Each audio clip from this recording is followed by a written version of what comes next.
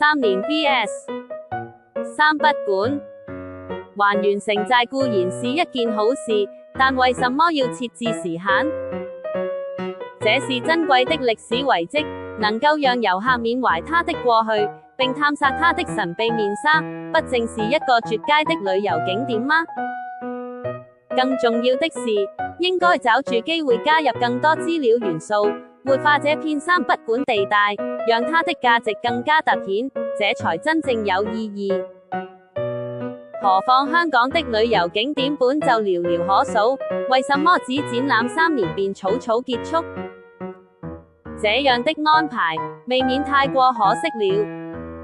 如果我係卓局長，馬上加入，跳脫衣帽、吉祥賭坊、煙槍展覽室等，至少吸引班麻甩佬唔使再去廟街，馬迷又可以玩翻手，話唔定仲有香肉食。